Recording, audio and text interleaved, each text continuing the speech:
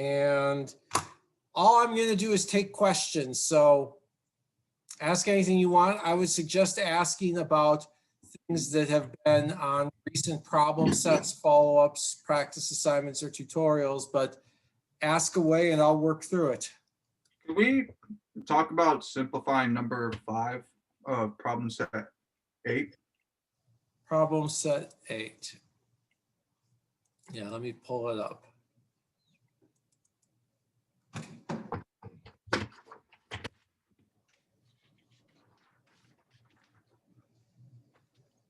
Okay.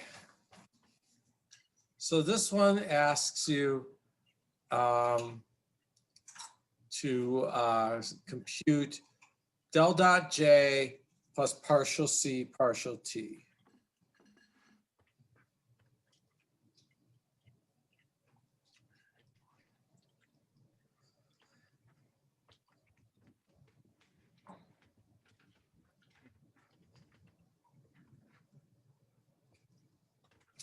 All right, so the question is how to simplify it. What have you got that needs simplifying? Specify your question a little more. Yeah, sorry, I just was about to go get some water. So we have the divergence of J, and we have del C del T, right? Yep. Or right, the C within del T. And so you're asking for us to pretty much plug everything into what we have based upon our part A in the previous question. And I'm not too sure how to simplify that monstrosity. Okay, well, let's see here. We know that they have to add up to 0, right? So del dot J is going to be by the product rule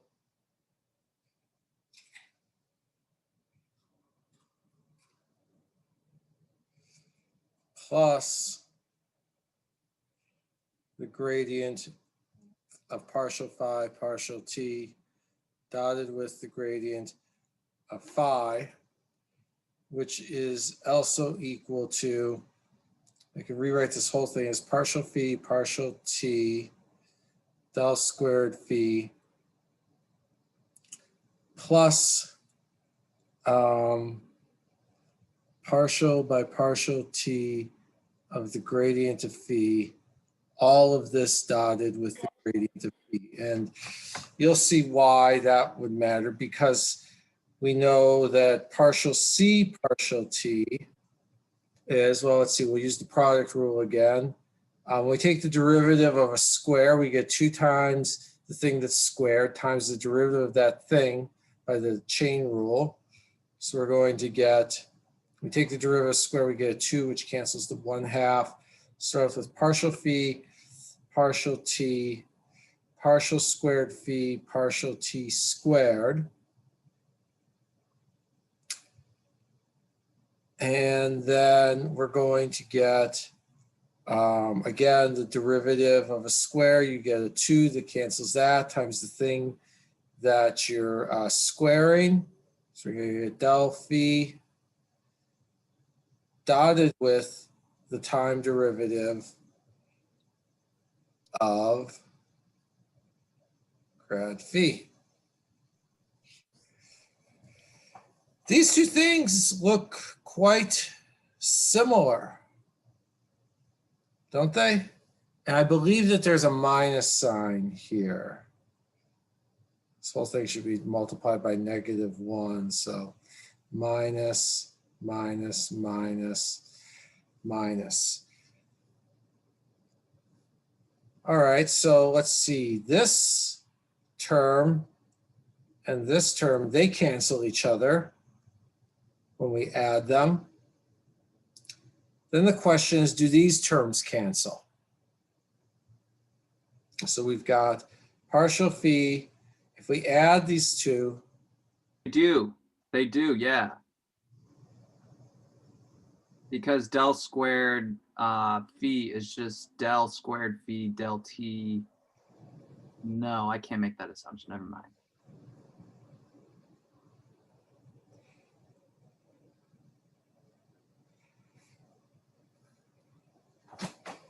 All right. Is there any way for all of this to equal 0? Is there anything that's just showing up in both terms right now? d phi dt.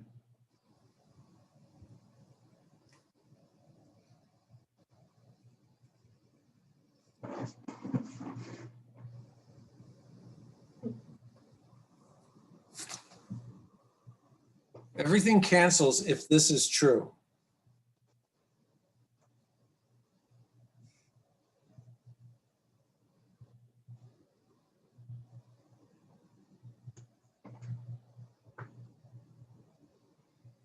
So it looks to me like our field has to satisfy the wave equation. That's cool. So we've just shown that if we've got a field that satisfies the wave equation and the flux of energy is given by this and the energy density is given by that, then the divergence of the energy density is minus the time derivative of, the divergence of the energy flux vector, excuse me, is minus the time derivative of the energy density, or the sum of the divergence of the flux vector and the time derivative of the density, that those things add up to 0. So energy is conserved for things that satisfy the wave equation as long as the flux of energy is given by this and the energy density is given by that. If the energy flux is not given by this and or the energy density is not given by that, then energy might not be conserved. So we could have a type of wave that doesn't conserve energy, but all of the physically interesting waves that I can think of off the top of my head do conserve energy. Dr. Small, can you go over a little bit more briefly on how you got dc dt equals All the of d this. phi? Yeah. Like I understand the right-hand side of all that, but the left-hand side where you have d phi dt times the double derivative of d phi dt. Oh. I use the chain rule. I've got the square of d phi dt. Uh-huh. That square. Okay, no, never mind. I made a double Yeah. stick, yeah. Anything else on this before we move to another one? Yeah, so when you take del dot negative d phi over dt del phi, the second term up, or in the first part you did del dot j. In that second term, that's how that works with del dot j or del dot. You get del d phi dt. It's not del dot. I mean, I know it can't be dot, the scalar field, but I know what you mean. Del dotted with del, del phi dotted with del phi. Okay, so why is it, the question is, why is the time derivative of 1/2 del phi dotted with del phi equal to the del of the time derivative dotted with del phi? Well, let's write this out a little more explicitly. I could write this as partial by partial t of 1/2 partial phi partial x whole thing squared. That shouldn't be a square down there though. Plus 1/2 partial phi partial y squared plus 1/2 partial phi partial z squared. All right. So if I just look at this thing right here. Professor, I should interject. I think I worded it wrong. I'm good with this part here. I'll figure out. Yeah, now it makes sense. Yeah, thank you. For everyone else, just briefly, we're taking the derivative of a square, so we're going to get a 2, which cancels the 1/2, and we're going to get partial phi partial x times the time derivative of, and we're going to get something similar over here. Oops. So we're going to get partial phi partial y time derivative of partial phi partial y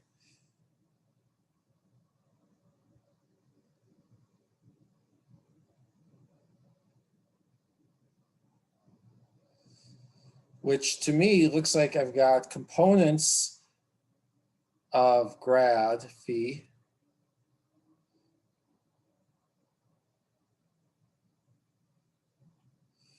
dotted with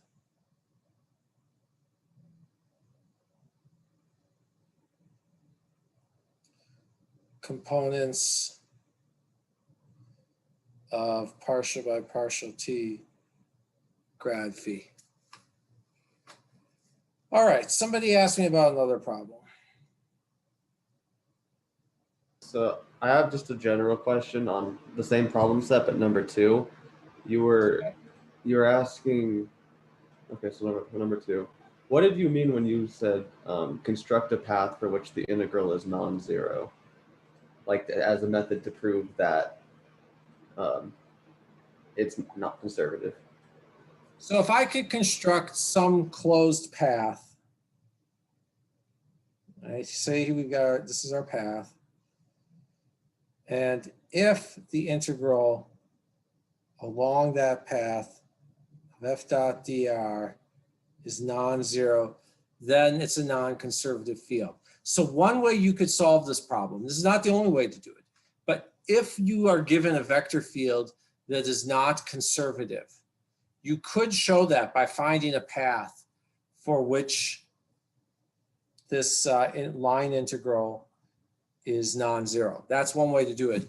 Another way to do it is to show that this field fails some sort of test. There's maybe a derivative test for being a conservative field. Or you could construct a scalar function that it is the gradient of. Any of these would be valid ways of either proving it's constructive or proving it's not constructive.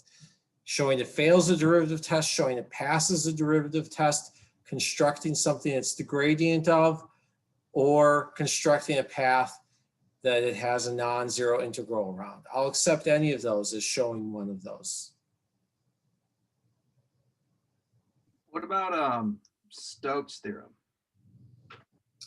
Stokes theorem says that zero curl is equivalent to the existence of a path for which that integral is non-zero. Oh, okay. So it's not showing that if we get a curl of 0, that it is path independent, but the opposite. If we get a curl of 0, it is path independent. If we get a curl non-zero, it is path dependent. Okay, got it. Wait, hold on. So that's not, so the full thing of Stokes theorem says that some closed integral of f dot dr is equal to the surface integral of the curl of f dotted with your dA vector. Yep.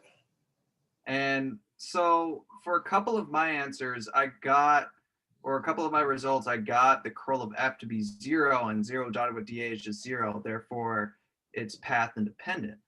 However, for a few of them, I got the curl of f was some value. Non-zero. But when you dot it with dA, they have different components. And so you still get 0. And I argue that that was path independence.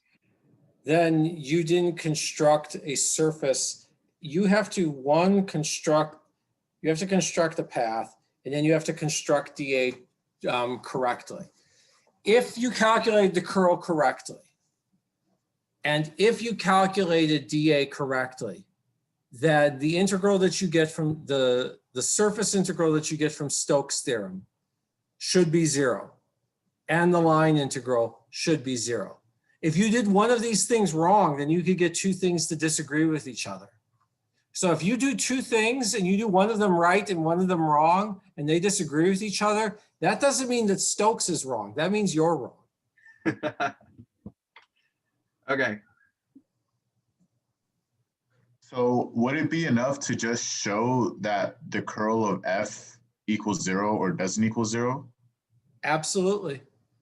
Okay.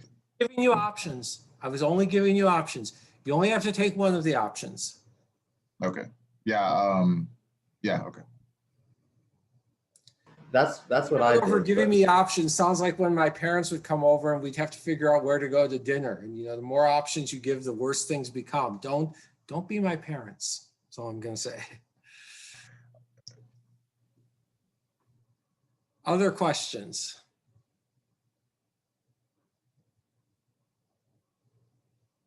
How much should we know about the Legendre polynomials?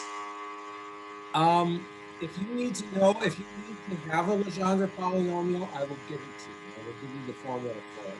Mostly what you need to know about the Legendre polynomials is that the integral of p from -1 to 1 of PL of x, PL prime of x, dx is equal to what people often write as delta LL prime. This is a shorthand notation.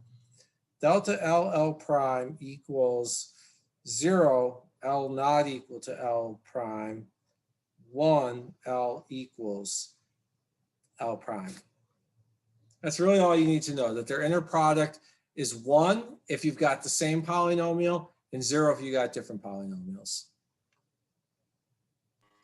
Okay, and then so the problem set that deals with that is problem set 6. The last part of number 1, you end up with a matrix. I just want to know how you got it in that orientation instead of the transpose. How I got that matrix and not its transpose. Okay. The way I got it was that, well, first of all, the derivative of P0 is just 0. So the top row has to be zeros.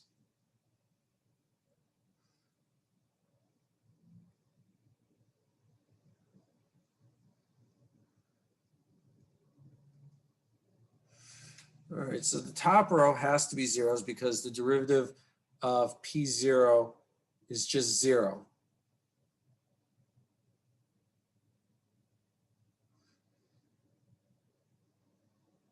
Now the derivative of P1 is proportional to P0 because P1 is a linear function of x.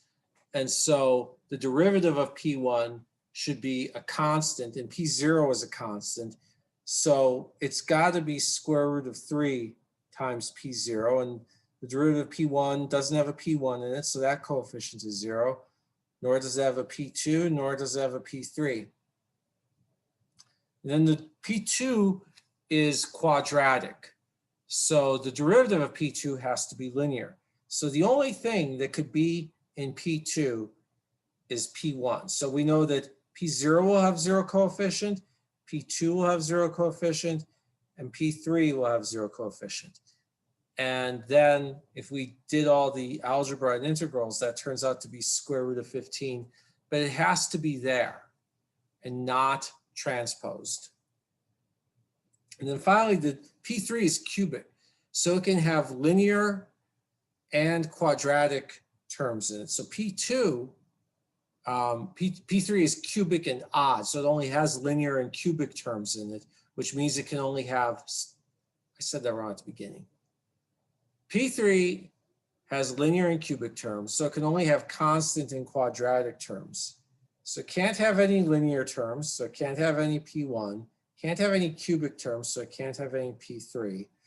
So the only things it could have are P0, and that coefficient turns out to be square root of 7, and P2, and that coefficient turns out to be square root of 35. Does that answer your question? I think so, but then, so I guess my next question would be, if you wanted to, so this matrix, if you multiply it by a vector, it'll give you the derivative of those, of what you've input, right? Correct.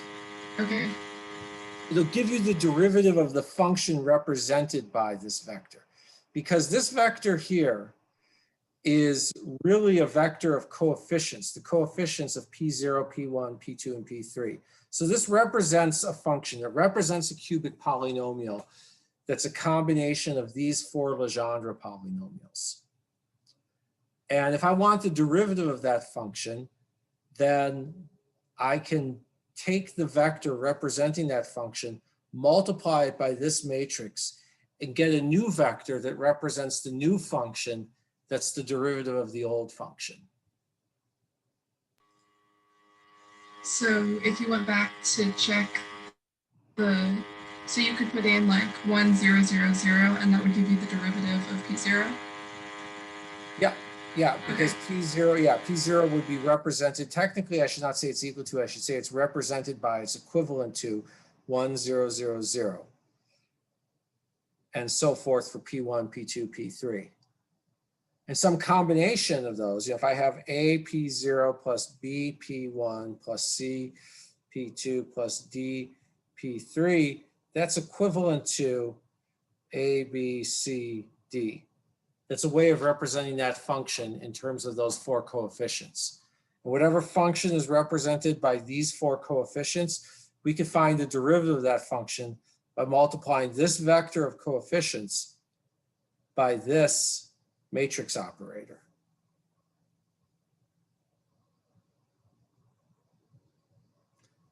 And this idea of representing operations on functions with matrices is something that you're going to use all the time next year in quantum mechanics, especially if you take the second part of quantum mechanics and you start doing perturbation theory, where you look at restricted subspaces of whatever space of quantum states you were working in.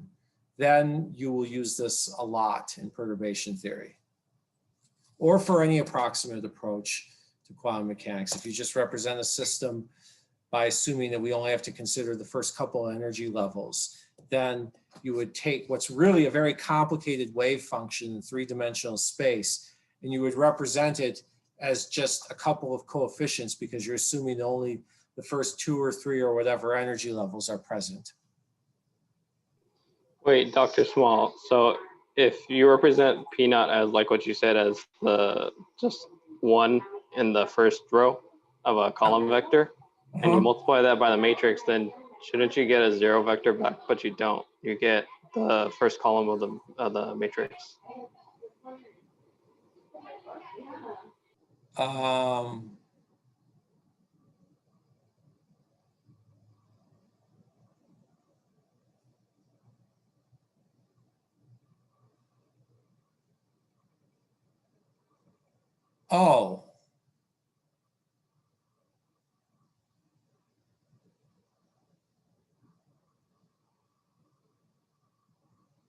Oh, yes. You're right. It should be the transpose. Shoot.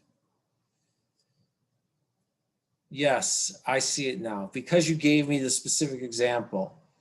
Shoot. Okay, I owe a bunch of people points. All right, if all I've got, yes, I see it now. If all I've got is 1, 0, 0, 0, then I need to have each of these elements 0. Shoot. Okay, now I see it. Shoot, so I have to go back and edit that tonight. Okay. Yes, I didn't see this until someone constructed the example for me. I'm sorry. Shoot, I transposed everything in my head.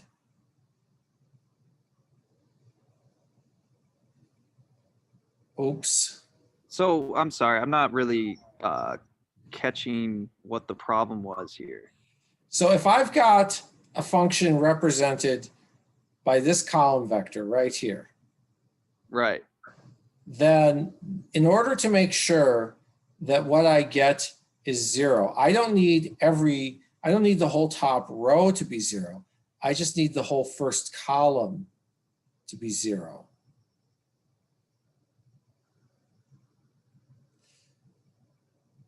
So yeah, I was Quinn asked me why it wasn't the transpose. I just said, oh, because I multiplied by 0. But then Diego pointed out that no, Diego gave me the tangible example where my argument fails. And now I see it. And I'm so sorry. I owe a bunch of points on problem set 6. So let me just go right now into my calendar. And that's going to be something that I do tonight.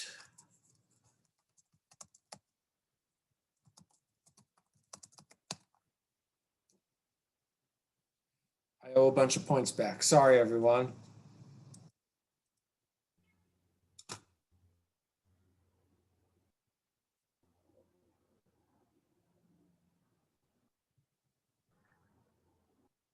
All right. Anything else about that problem before we go on to other questions? I think the same issue actually happens on our practice assignment also, because I think Diego probably tried using like the transformation method we learned in linear. So I tried doing that once on, I think, a practice assignment, and I realized that my answer was transposed from yours. Which practice assignment? I don't know. I'm gonna have to dig for that. So I'll let you know shortly. Not number 5. Probably maybe number 3 or 4.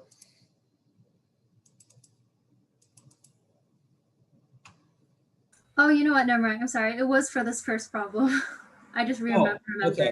I remember I tried checking my answer, and I realized that there was a transpose issue. Okay. All right. Sorry about that again, everybody. I owe some points.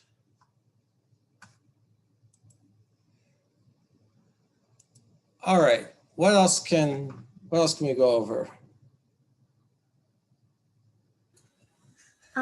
Sorry, could I actually ask for a clarification on how you want us to provide eigenvectors?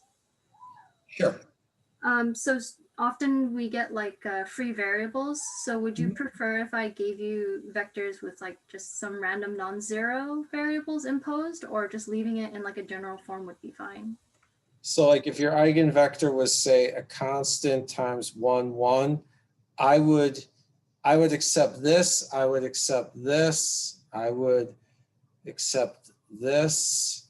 This one has the advantage of being normalized. Since we're only going to be dealing with 2- and 3-dimensional eigenvectors, or maybe some very simple 4-dimensional ones, it's pretty easy for me to sort out the different equivalent forms for them. So as long as it is an eigenvector with the right eigenvalue, you know, these are all, if this is an eigenvector, then so is this, and so is this, and so is this, and so is this. You know, I can't think of any reason why you would give me these two. It's very unlikely to come out of your problem solving process. But this would be typical, this would be typical, and this would be typical, and anything equivalent to those I'll work with. Okay, thank you. You're welcome.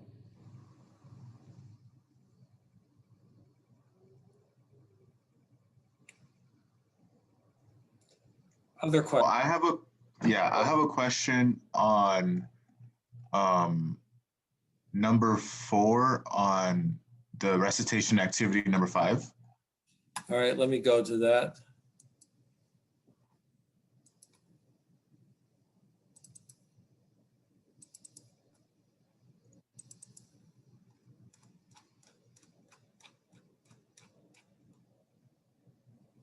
Okay, A minus A, 1B. Yeah. Okay, so when I was redoing it a couple of days ago, I found my eigenvalues, which is plus or minus the square root of A squared plus B. And then I plugged it into the A times the eigenvector equals the eigenvalue times the eigenvector. And then I tried solving for like my components of the vector, but I got to a point where I got one component of my vectors was equal to 0. and the other one was equal to itself. But I went to go check my answer in Mathematica and it gave me something completely different. And I realized that with my systems of equations that I got, I worked on them for too long, I guess, or I used them too much, and I ended up getting 0. But my question is, how do I know when I'm solving an eigenvector at what point, like, for example, in that process, I got my component is equal to something, something in terms of the other component. And then I substituted it and ended up getting 0. But what Mathematica did is it didn't keep working on it and it just wrote it in terms of that component. I'm not sure I followed that. So how about I start illustrating the way I think of this process and you tell me if I'm going in a direction that answers your question. Yeah. Okay, so first we're going to find the eigenvectors. We're going to have, sorry, eigenvalues. We're going to have A minus lambda, B1 minus A plus lambda. I'm just anticipating the next step of the algebra. This is minus A minus lambda. That's 0, and that's also equal to minus A squared minus lambda squared minus B. Is that right? So minus A lambda squared minus A squared minus B equals 0.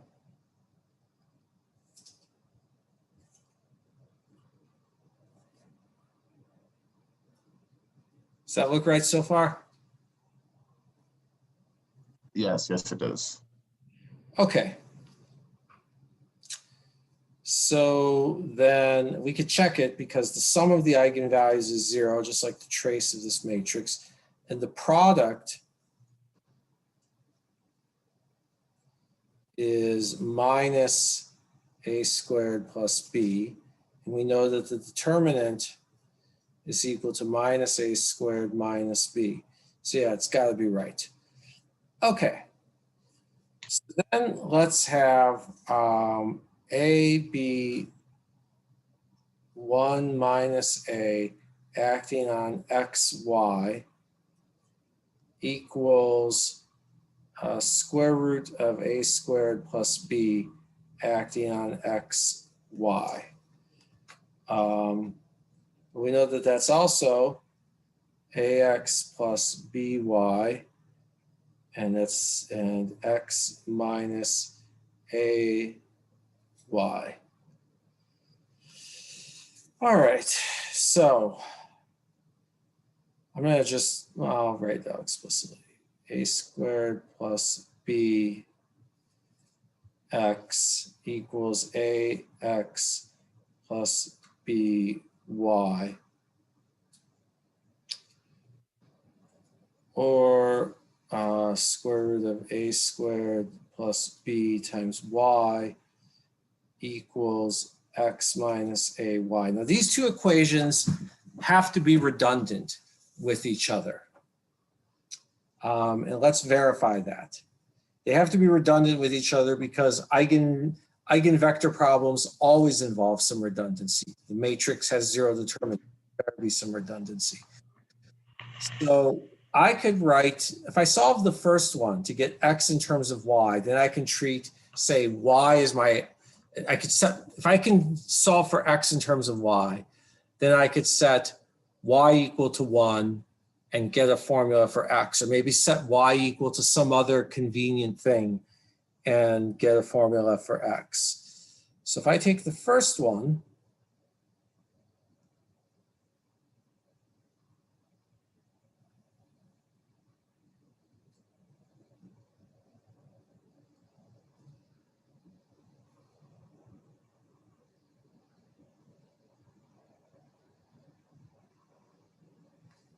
all right, so X over Y is equal to that. Now, if I take the second one, I'll do it in a different color just to keep it distinct. I get that X is equal to AY plus times y.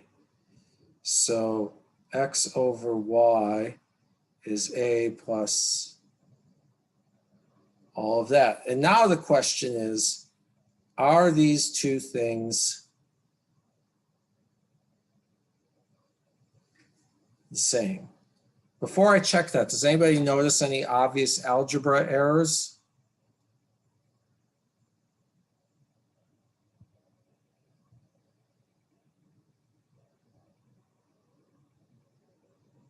Okay, hearing nothing, then let's just try it. B over square root of, move that icon, square root a squared plus b minus a equals square root of a squared plus b plus a, well, over 1. Well, then we can cross multiply. And we'll get b equals to, that should be a,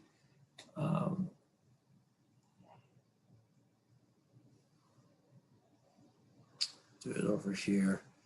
B equals to question mark square root of yada yada minus a times square root of yada yada plus a. Well, that's the square, that's just winds up being square root of yada yada squared minus a squared equals a squared plus b minus a squared. So, yep, these are equivalent relationships. Now, once I've got the ratio of a to b, then I could just say that, once I got the ratio of x to y, my bad, then as long as this denominator isn't 0, I could just say y equals 1, x is b over square root of a squared plus b minus a, or vice versa. I could use the other relationship. They're equivalent ways of saying the same thing. But notice, Juan, that none of these are giving the opportunity to set something equal to 0. Now let's consider the case where b equals 1. Then what we've got is that x over y equals square, yeah, I'll do it that way.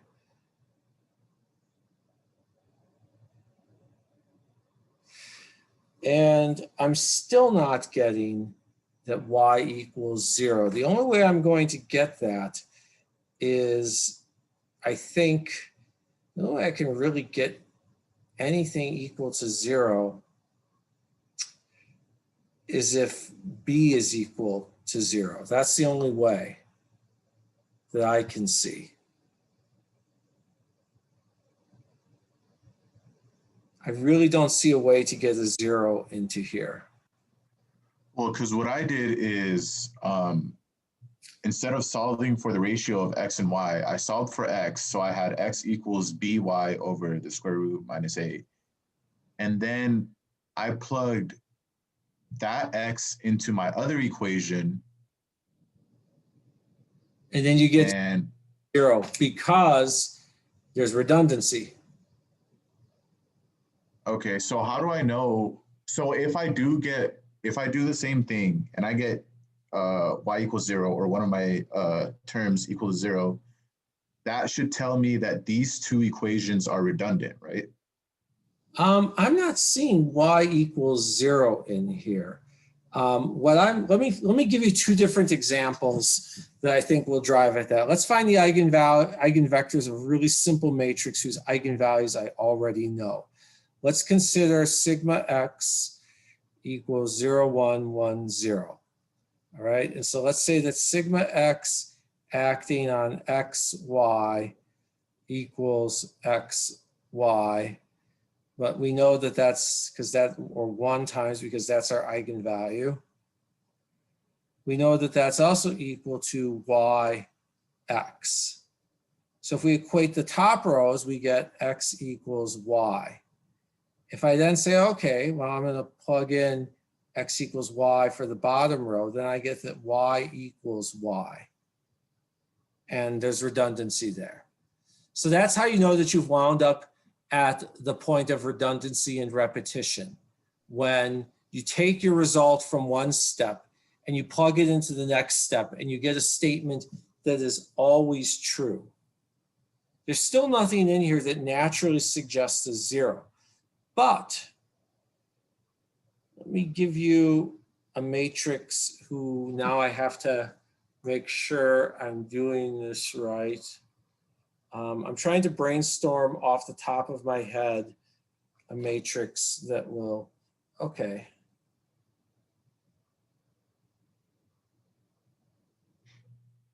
Here, this is a matrix that's just, let's make it -2 because I don't want any degeneracy issues. All right. Now, if I were to, I happen to, well, we'll just do it explicitly. Call this C for lack of imagination. The determinant of C minus lambda times the identity is equal to minus lambda 1, 0, 1 minus lambda 0, 0, 0 minus 2 minus lambda. And that is equal to -2 minus lambda, just going along this row, times lambda squared minus 1. So lambda equals plus or minus 1 and -2.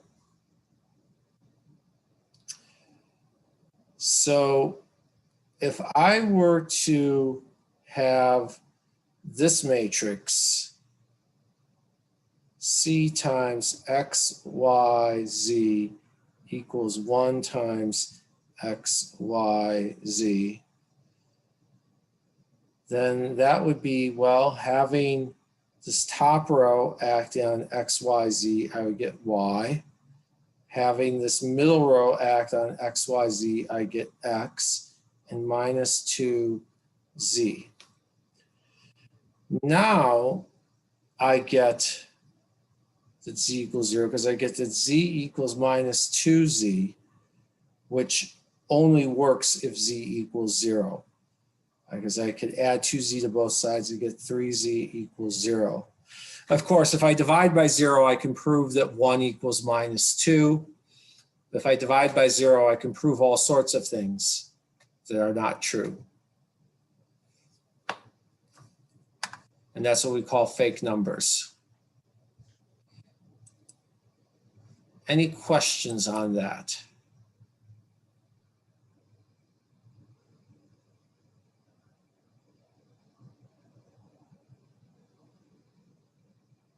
Juan, does that clear things up at all? Yeah, it does. Thank you. Other questions?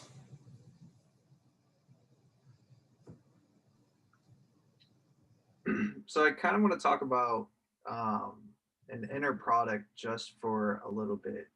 Earlier during the review session, you gave the definition of an inner product for Legendre polynomials. And you said if you have some integrand bounded from -1 to 1, and you take either of the two polynomials, you're going to get 0 if they're equal to one another, or if they're not equal to one another, and you're going to get 1 if they are equal to one another. So that makes sense, right?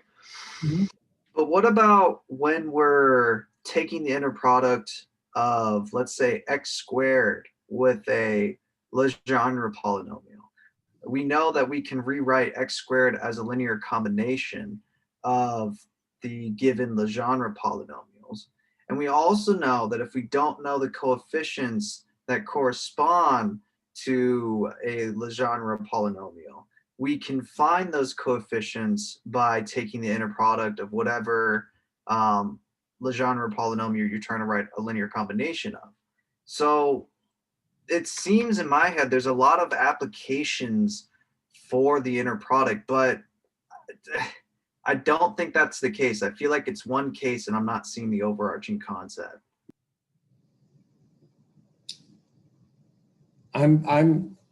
I feel like there's a question, but I'm not seeing the overarching question.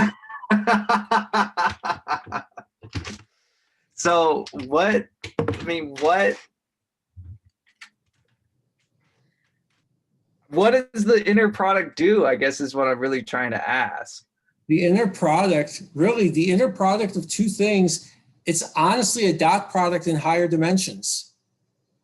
The inner product is just the thing that takes the dot product of one object in a vector space with another object in a vector space. Okay, cool. All right, I will accept that. And then I wanted to ask a second question regarding to building a matrix operating on a column vector of the coefficients of a function. And what we get out is the derivative of that function, but not the derivative itself, the coefficients within that derivative of f, right? And, you know, we can, what if we don't have the coefficients of, let's say, the derivative of f, right? How would we be able to build the matrix without that column vector being a given? You can't really build that matrix without at some point doing the grungy work of calculating the coefficients. Okay. The main point of that exercise was not those particular numbers. It's not that I wanted you to memorize square root of 3, square root of 5, etc. Right. That I wanted you to get the idea that the derivative of a polynomial, if a polynomial can be written as a linear combination of some basis polynomials, then the derivative of that polynomial is just another linear combination. Right. Okay. Okay, cool. And that we can do this, that this thing makes sense. So the next year when Dr. Abdul Rahimi is teaching quantum mechanics and she starts asking you to construct matrix representations of quantum mechanical operators, that this is not some mind-blowing, hey, what if like a matrix of like discrete coefficients is actually a continuous function, man, but it's really just a way of making a statement about how if this function is a linear combination of these other functions, then the derivative is a new linear combination of these other functions. Okay, got it. I thought you were teaching quantum next semester. No, Or next year. Not next year, no. Abdul Rahim is going to do it for at least 2 years. Anytime someone teaches a class other than the intro classes, they will almost certainly do it at least twice because it's a lot of work to prepare at once.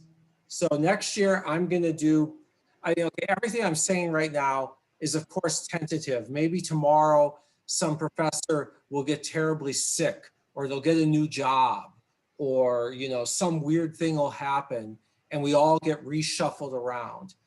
But I do the teaching assignment, so I can tell you that unless there's some sort of bizarre circumstance, good or bad, that results in everyone being shuffled around, next fall I'll be teaching this class and I'll probably be teaching 2540 lab because I'm doing it in spring, so I want to do it again. And if possible, I'll be teaching history of physics. So you're not doing math methods too? We're not offering math methods 2 this year. We're short of people. There's huge pent up demand. Part of the reason why there's some strain on the spring schedule is that we delayed all the labs hoping we'd be able to offer them in person. Well, now that means we delayed all these labs. You got to offer twice as many labs in spring. So there's just no manpower to teach math methods 2 in spring. Got it.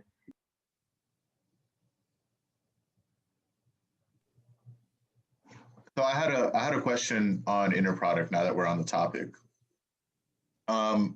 Does the inner product only work for Legendre polynomials, or can we write any polynomial we want in terms of like any other polynomials we want with this inner product? You can make use of this for sets of orthogonal polynomials, and there are many sets of orthogonal polynomials. Every quasi-famous French or German mathematician of the 19th century got a set of orthogonal polynomials named after them, and even a few Russian ones like Chebyshev. You can take just about any there are many sets of orthogonal polynomials, and virtually any continuous differentiable square integrable function that we would work with in physics can be written on at least some domains as linear combinations of these orthogonal polynomials. Okay, thank you. I don't mean, does anyone else have a question before I ask one? I'm taking the spotlight. So the Dell operator, when we have a sphere centered at the origin with the radius capital R, right? So the Dell operator in spherical coordinates is del r hat plus 1 over r del theta hat plus 1 over r sine theta del phi hat, right? And that 1 over r and the 1 over r sine theta, does that little r change to big R when we have a sphere centered at the origin with the radius of big R? We have to be very careful here. I can draw a sphere and I can label its radius anything I want. Okay, I can call this anything I want. I'll call it a Slavic letter. Why not? Okay, I can call it anything I want. This is E, the E sound in Slavic. Why not? I'm doing this just to show you how arbitrary it can be. So fine, I got a sphere. It's got a radius named anything I want. Meanwhile, I'm over here at some point in space at a position R. I've got a function that could be defined anywhere in this space. It's got values at every single point. Right now, I'm looking at this point, and I want to know the derivative, the gradient of that function. Del f at r is equal to partial f partial r hat plus 1 over r partial f partial theta hat plus 1 over r sine phi partial phi hat. That remains true, okay? Now, if I change the names of r, theta, and phi, then of course it changes. So if you're asking, how does the Dell operator change when I've drawn a sphere somewhere? Well, it doesn't. Now, if I happened to be working right here, if it just happens that this is my point in space, well, now it's still equal to this, but at the end, after doing my calculations, I could plug in R equals E. All right, that's Cyrillic E.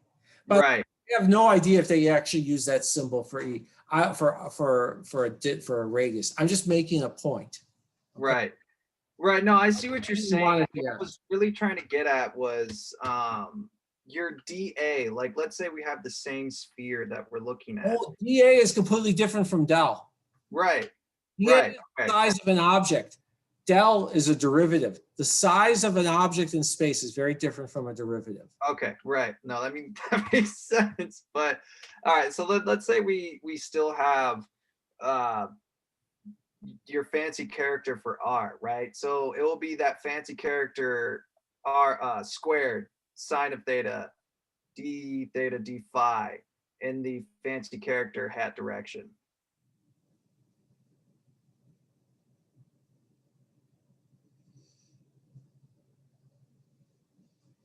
Yeah, that's what I thought. Okay.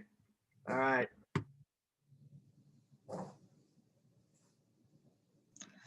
Can you say it's also in the R direction? Are those two interchangeable?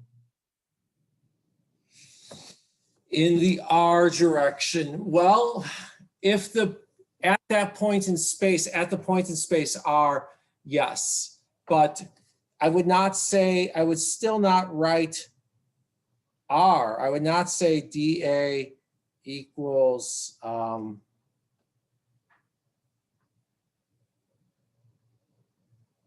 would still not say that dA equals, I could not say dA equals R squared sine theta, d theta, d phi R, because R is not a unit vector.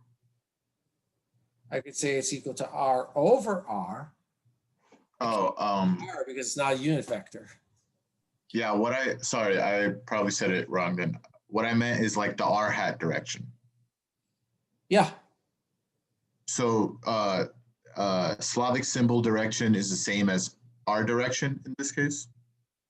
Depends on how I define things. I get, a general rule in physics is that people will get creative with names for variables. They don't get creative with names for directions in space, because directions in space are supposed to be common standards. So where all this is stemming from is from number 1 on problem set 8. And you gave us a potential, and it doesn't matter what the numerator is. What we're concerned about is the denominator. I believe it's over R squared. And so we are supposed to calculate the flux of the electric field. And when we do the gradient of the scalar, we get which direction it's going to be in, or what components are necessary when calculating the flux. And so when we get our dA vector, and we're talking about a dA vector, or I'm not dA vector, but some differential element on the surfaces of a sphere with radius big R, does that little r squared in our electric field cancel out with the big R squared in our dA vector? I mean, I'm having a hard time not seeing that they represent the same thing.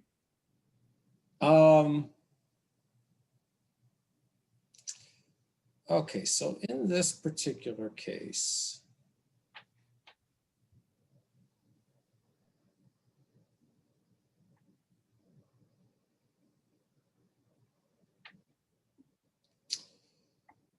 all right, first of all, I would not plug in a particular value for the distance from the origin until after I've done my derivative. If you start plugging in things before you take a derivative, then you're going to be taking a derivative with respect to some symbol other than what you just plugged in. So I wouldn't do any of that until the end, okay? So V is equal to 1 minus 3 cos squared theta over R cubed. Gradient of V is partial V, partial R, R hat, plus 1 over R, partial V, partial theta, theta hat, plus a 0 phi term, because this is phi independent. All right, so you're gonna have to actually take all those derivatives. So 1.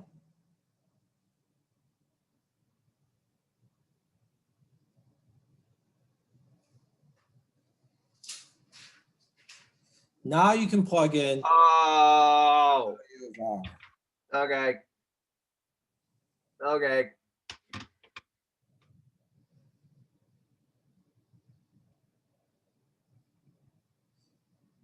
Make sense?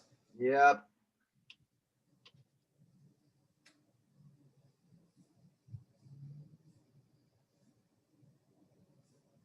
And then, I mean, just for further clarification, big R hat is equal to little r hat in this case. I would say that R is a sphere radius, R hat is a vector from the origin, because Right. Okay. Okay. there and there and there and there. Okay, everywhere along there, R hat is the same. R hat's of course different at other angles, but whatever. R hat is different over here. But along this line, R hat is the same. Big R, well, big R is this distance. The distance from the origin is different here and here and here. Don't play around with the names of directions in space. Got it. I'll leave them alone. Yeah. Marty, do not mess with the space-time continuum. For those of you who know 80s movies. Other questions?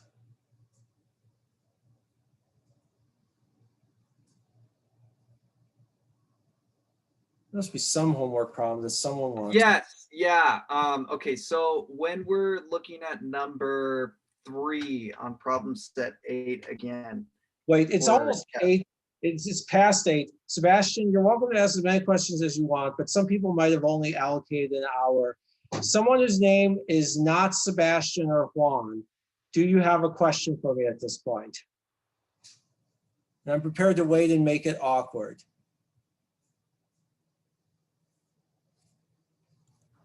Professor, I have a question. It's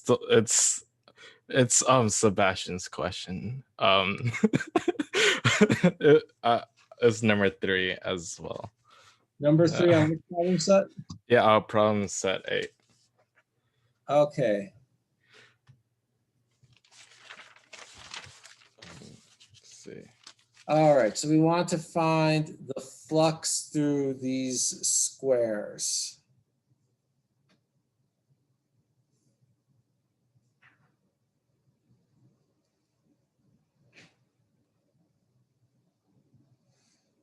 So this is, I'll draw it like I got it there, X, Y, Z.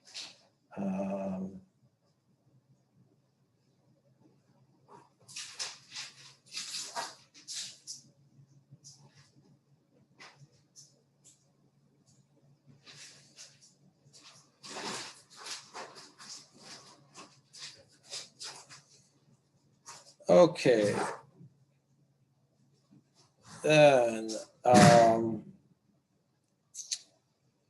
what about it? Okay, so they gave us V, and I solved E in terms of V, so the minus gradient of it. And then I remember during office hours you says that to also do it with the area of the squares. So like let's say in the x-axis it would be like dy dz in the x hat direction. But how do we determine the flux, right, without computing the integral? Well, I asked you if the flux is 0 or non-zero. So the flux is the integral of E dot dA. So it's going to be, in this case, the integral from y equals minus a over 2 to y equals plus a over 2, z equals minus a over 2 to z equals plus a over 2. So I would look at your formula for EX, okay? Because dA just points in the X direction. So I would look at your formula for EX, okay? And in this plane, if EX is positive everywhere in that plane, the integral, or sorry, not in that plane. If EX is positive everywhere in this square, the integral can't be 0. If EX is negative everywhere in this square, the integral can't be 0. But if EX is positive in exactly half of it and negative in the other half, then that integral will almost certainly be 0 because it's an odd function, unless we had something positioned off center. But if we stipulate that everything's centered and our EX is an odd function of one of those variables, then it will most definitely be a 0 integral. So it's a symmetry test. Is EX an even function of y and z, of both y and z, or is EX an odd function of at least one of them. Likewise here, is EY an odd function of either of them? Or is it an even function of both of them? Okay, makes sense. Okay, thank you. You're welcome. Right. So what you're saying is if it's an even function, we're going to get a positive flux. If it's an odd function, we're going to get a negative flux. And if it's zero, it's zero. That's not all what I'm saying. If it's an even function, the integral will probably be non-zero, at least over a small square.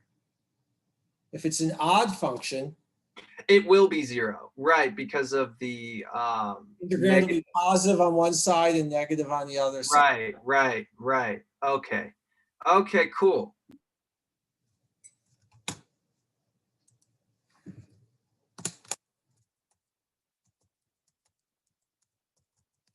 Anyone else? Yes, Professor, on number 6 on the same assignment, we're going to get number what on that assignment? You said number 4? Number 6 on assignment 8. Okay, let me go to number 6. Flux of a complex scalar field. Okay. The real part of a vector works the exact same as the real part of a scalar, right? Or a complex number. Okay.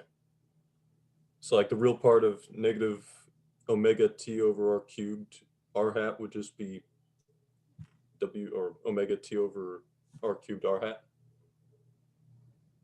The real part of omega t over r cubed r hat would be omega t over r cubed r hat. Yeah. All right. Thank you. I'm not sure that your flux vector should be 1 over r cubed, but. Ooh. Can we go over that one possibly? Okay.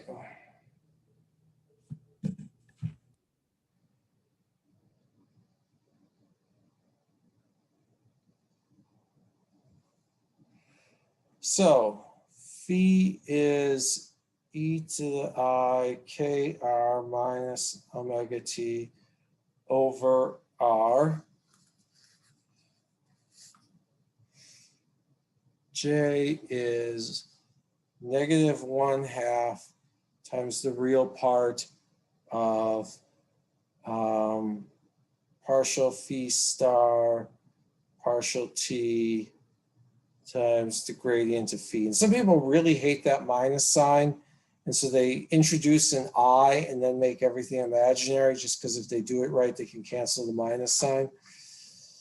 All right, so gradient of phi will be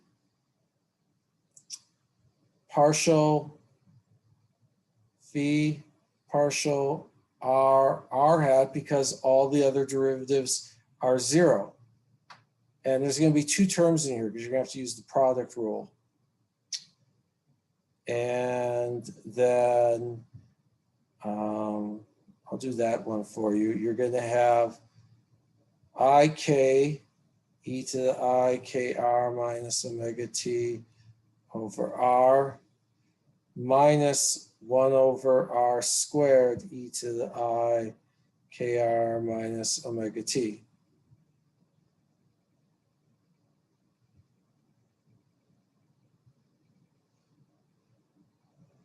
That's the time derivative of e to the minus I kr minus omega t over r. Well, let's say you get minus I times minus omega, that's I omega. So I get I omega e to the I kr, minus omega t over r. Now, when I multiply all of this through, I'm not sure that I'm going to get the real part. I'm not sure that the real part is going to be 1 over r cubed. I'll let you do the algebra for the remainder of that. Did you get derivatives that look like mine? I forgot that there was an r on the top in the exponent. Yeah. That R in the exponent is very, very, very important.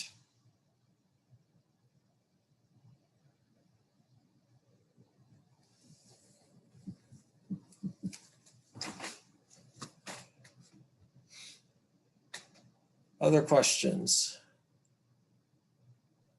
Can we go over wait? Can we go over number 2, problem set 6? Sure. Let me pull up that problem set.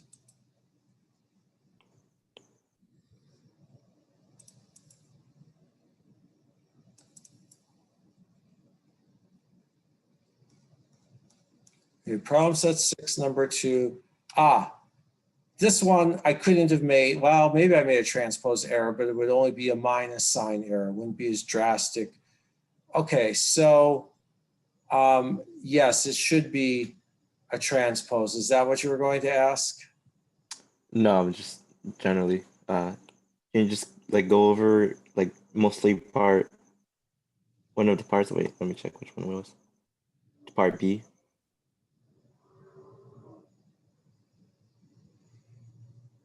Okay, so if I've got some polynomial defined as f of x is a1, oh no, it wasn't that, it was c1 times 1 plus c2 cosine x plus c3 sine x plus c4 cosine 2x plus c5 sine 2x. Then the derivatives will be 0 times 1 minus c2 times sine x plus c3 times cosine x minus 2c4 sine 2x plus 2c5 cosine 2x. So then the question is, how do we represent this? Well, the way to think about it is to construct each column in terms of what we just discussed earlier with the Legendre polynomials. Right? I could represent f with a vector c1, c2, c3, c4, c5. Okay. I could represent it with that vector. And then df dx would be represented by the vector 0 times c1.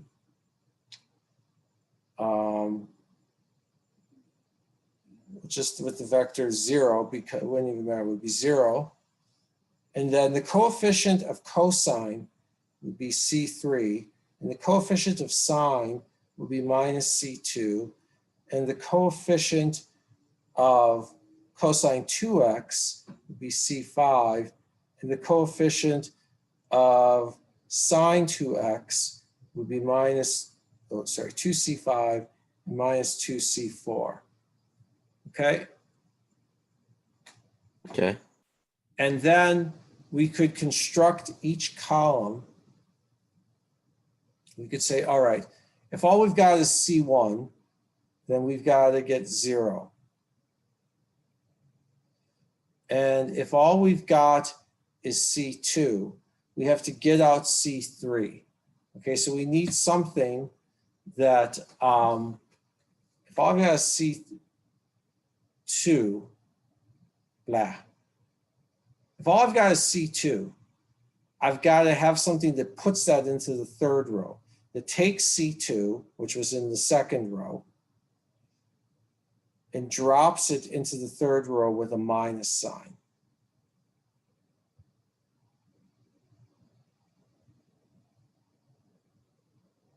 And if all I have is C3, I need something that takes C3 and raises it into the second row with a plus sign.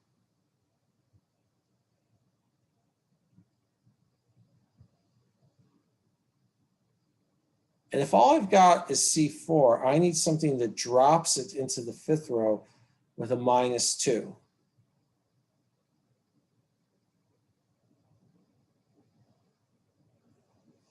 And if all I've got is C5, I need something that raises it into the fourth row with a +2.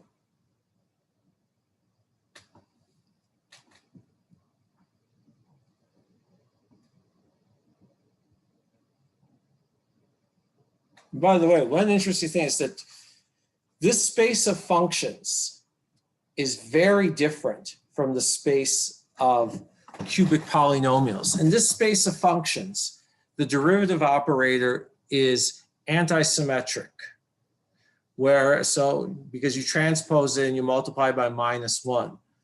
So on this space of sinusoidal functions with frequencies up to ±2, I get an antisymmetric operator.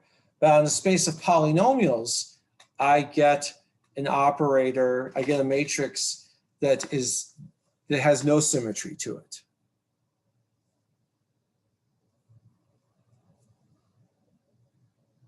And it's basically because if I take enough derivatives of a cubic polynomial, it eventually goes to 0. You know, the fourth derivative of a cubic polynomial has to be 0.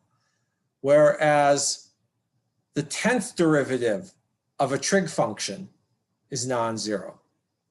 The 5 millionth derivative of a trig function is non-zero in general.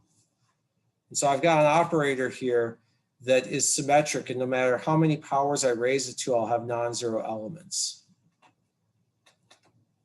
Does that answer your question? Yeah, I get it. All right.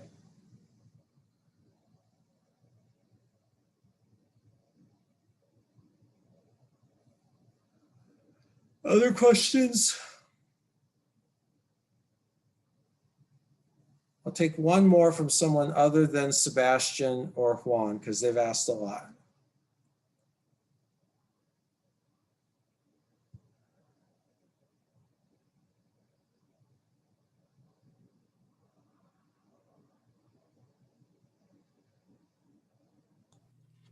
Professor?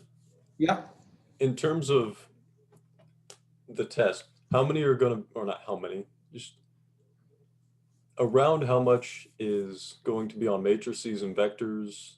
Well, not vectors, but just matrices, the first couple of problem sets in this set, and how much is going to be on vector algebra, what is it called? Roughly Calculus. half and half, because Half and half. 2 problem sets were mostly matrices, 2 were mostly vector calculus. And they'll have the same structure as before. I will try to make the problems a little bit shorter. When you, I mean, this is just my curiosity itching. When you say problem shorter, are you talking about the length of the problems compared to the last midterm, or the length of the problems compared to the problem set? Compared to the last midterm. Okay. There won't be something that requires as many tedious derivatives as that Taylor series problem on the first midterm. Though I still maintain that there was a way to do it without calculating so many tedious derivatives. Now I should be careful with what I say here, because you could always find a sufficiently difficult way to solve a problem. Dr. Small, will we be getting feedback on the last problem set before the midterm? I'm hoping to. I can't promise it. I'm actually today, but I will try. Sounds like a plan. Thanks.